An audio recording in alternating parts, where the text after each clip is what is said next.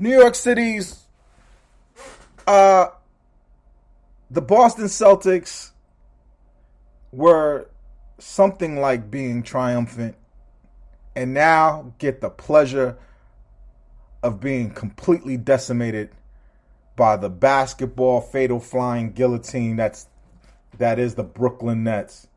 Let's talk basketball.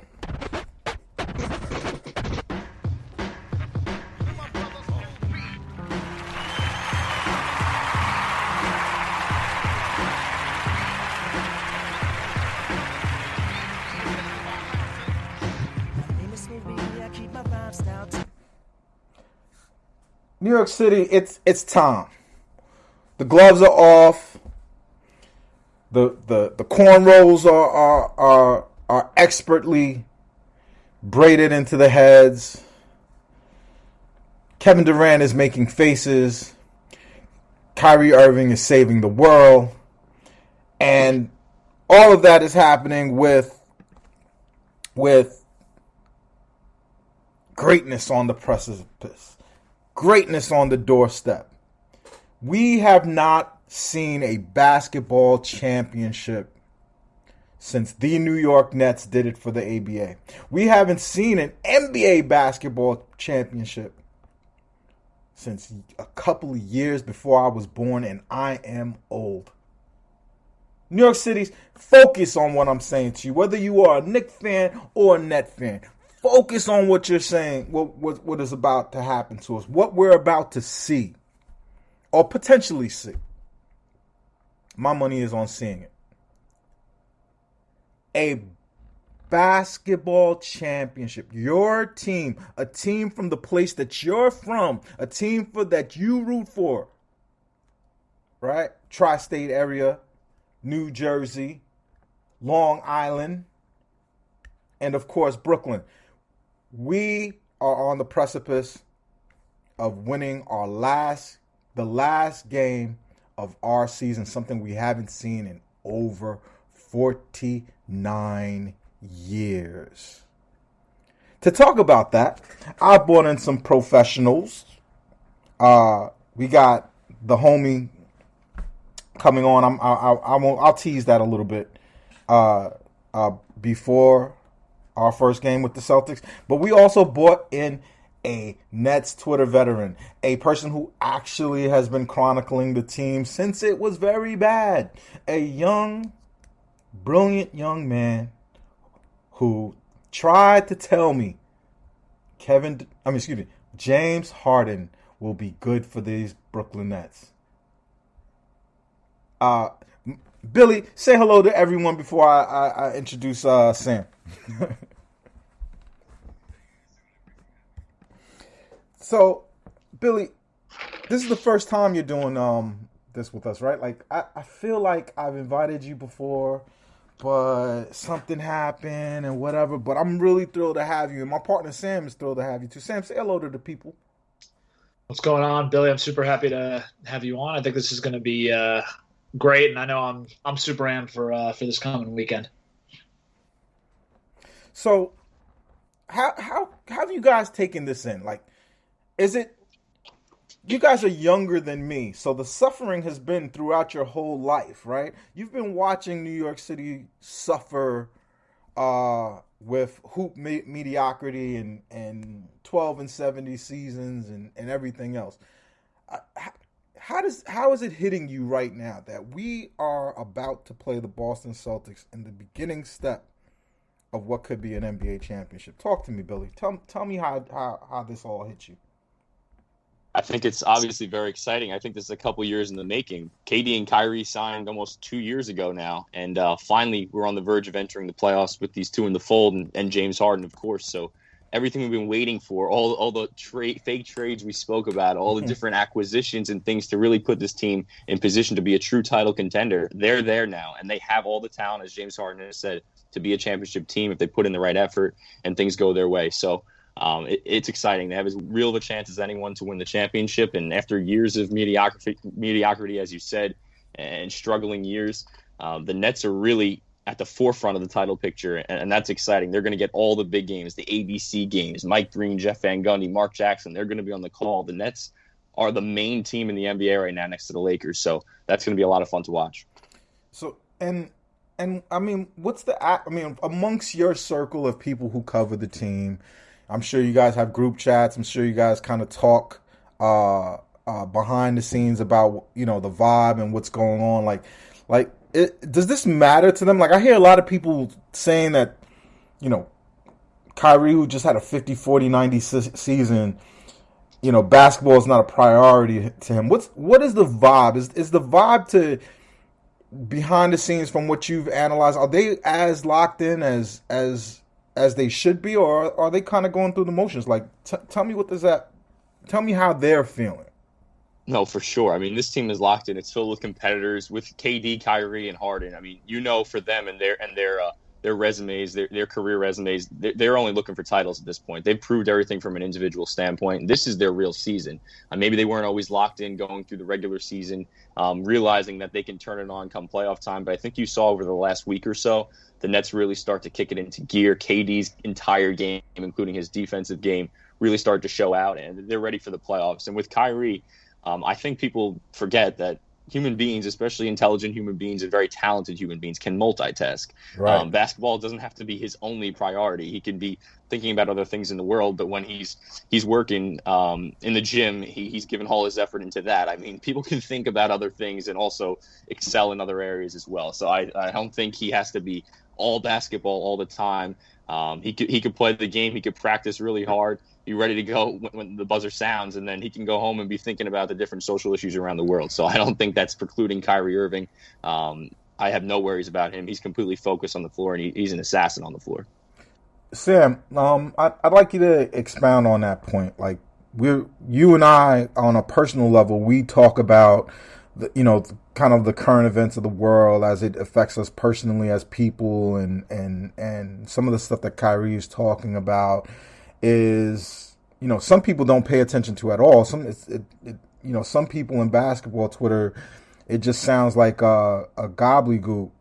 But does it, when you hear Kyrie talk like that, Sam, when you hear Kyrie kind of bringing awareness to some of these conversations, is anything in your young mind thinking, shut up and dribble?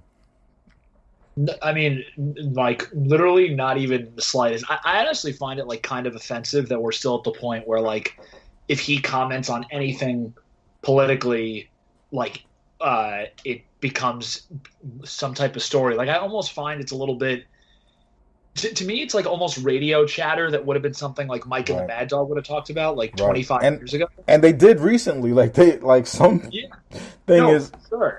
And the notion that it's still something that's, like, talked about on, like, I mean, everything, like, whether it's like ESPN or, like, Bill Simmons talks about it, and like does I mean, look, like, me and you have talked about it. Like, does Kyrie say certain things that are, like, stupid, that have nothing to do with politics? Like, for sure. But I think him commenting on what's going on politically is both awesome, and I think, like, if you read, I mean, Ian O'Connor just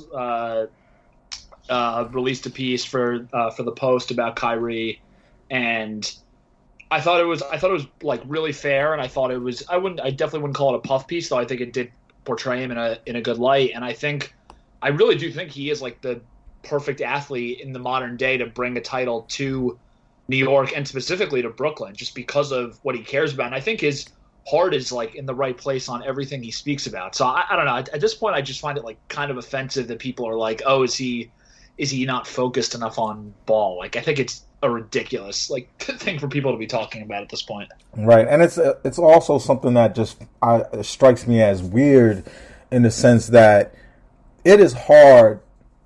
The Bible has a verse that says it's easier to get a rich man through an eye of a needle, or it's easier to get a camel through the eye of a needle than a rich man into heaven. And there is something that happens to you as a person when I've never seen the money that Kyrie has seen, but when you are comfortable in life, and when that's kind of a way of your family dynamic, you get afraid just by, like, one tweet can end that happiness, that comfort.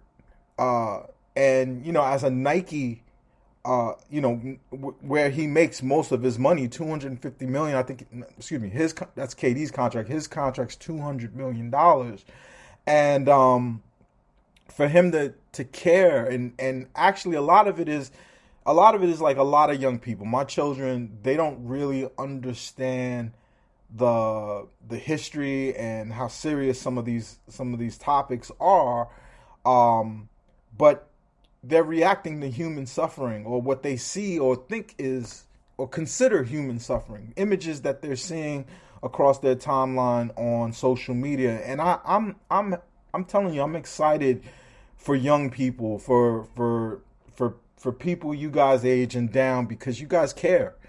And I think Kyrie is really a reflection of his generation, who care about more than just playing this game and being rich and dating Instagram models. Not that he doesn't do all of those things, he does. But I like that my athletes care, and I think it's good karma for the Nets as a basketball team going forward. Let's talk about hurdles for this thing, right? Moving on a little bit from the players. Billy, are you confident with Nash, or are you a Nash critiquer like our other partner Bam? Are you all in on Steve Nash being able to guide this team to a championship? I think Steve Nash has steadily improved as the season has gone on. And I don't know how much credit to give Steve Nash, or how much hate to give him when he messes something up, because I think it's really a collaborative effort, the entire coaching staff. The Nets have built one of the best coaching staffs in the league, with Mike D'Antoni, Ime Udoka, down the line, a lot of guys with a lot of experience in this league. So I think collectively they've done a great job throughout the year of making adjustments. I mean, one of my critiques of Kenny Atkinson, who I really liked a lot, was that he was a little slow to react in in-game adjustments. I think the Nets are better in that regard. I've liked their game plans and how they've catered to specific matchups. They seem to play the right guys in the right matchups and aren't afraid to switch up rotations, whether it's DeAndre, maybe he's good for this match, then you completely take him out of the rotation, and other things of that sort. They've relied on, and that's really something they relied on with their big man rotation, because all their bigs have different strengths. Sometimes they rely more on Blake. Sometimes it's a Claxton game. Sometimes they go really small with Jeff Green, DJ, as I said. So they've done a good job mixing everything in. I don't have concerns about Steve Nash. Who knows? It's hard to tell when you have a really superstar-laden team like the Nets have, just how good Steve Nash is, like in another circumstance. But I think for the talent the Nets have, Steve Nash is definitely not going to be in the way of them winning a championship. Feeding off of that, Billy, I want to say this, and I think it's something that you and Sam could tell me if I'm making this up, because I like the Nash hire. I was very pumped for it because I felt there was no one who had more hands-on understanding of running DAntoni's offense than him, and there are no players better fit to run DAntoni's offense, to play in DAntoni's offense than the big three. I think when he imagined what this offense could be at its height, Mike D'Antoni, that is, he imagined it being thought through by Steve Nash and actually played with. Like, Kevin Durant is the optimal tool to put into to make that strategy that D'Antoni's been rolling out onto the court for the last 15 years. And here's the question though: are the mistakes lack of tactical nous, or are the mistakes them trying things? Because a lot of these regular season games, if you look at just they started Bruce Brown at center. I really liken it to like improvisational jazz. What Nash is doing out there, he tries stuff, and if it doesn't work, he'll table it and he'll come back to it, and if it doesn't work again, he'll end it. And is that part of what is frustrating people, that we don't have a set starting five? We couldn't, not with this team. Tell me, Sam, am I wrong in any of my assertions that maybe it's not a lack of tactical nous? It's just they really didn't, the